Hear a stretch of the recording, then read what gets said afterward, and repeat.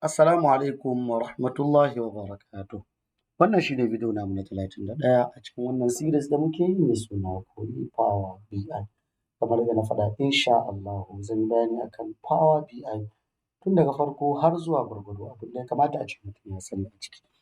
Idan ba za ku manta ba bidiyo namu na ƙarshe mun yi bayani ne akan DAX na count.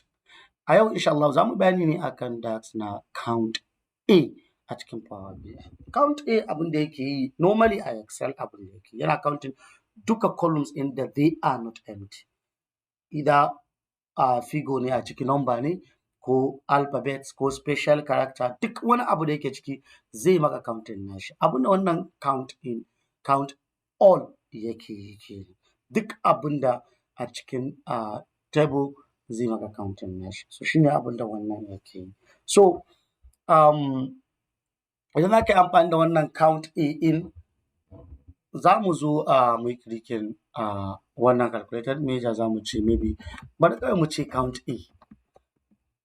CountA equals to shi sunan function ɗin kenan. CountA open bracket so za mu saka zai counting gaba ɗaya duka values ɗin da suke cikin abun nan. So za mu ce bari mu ce product name again. Bari mu ce product name saboda muna so yi counting gaba ɗaya again mu gani. So wannan shi ne abin da zai mana.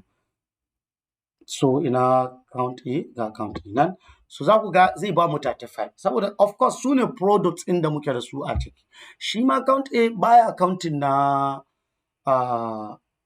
empty cells, baya counting na empty cells, kawai yana counting duka cells ɗin da are not empty.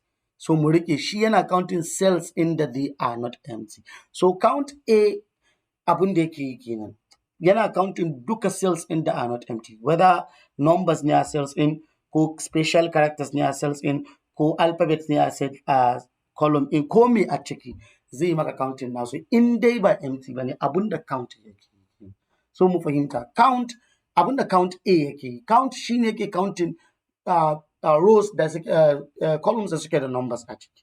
But CountA yana counting rows in da suke da komi in as much as they are not empty yana counting nasu. So shi ne abin da wannan CountA ko count all in ka ga dama ka kira shi haka nan abin da yake yi kenan. So ko a PowerBI abin da yake yi kenan. So nan za mu tsaya a cikin wannan bidiyo da fatan Allah ka samu dace. Wassalamu alaikum wa rahmatullahi wa barakatuh.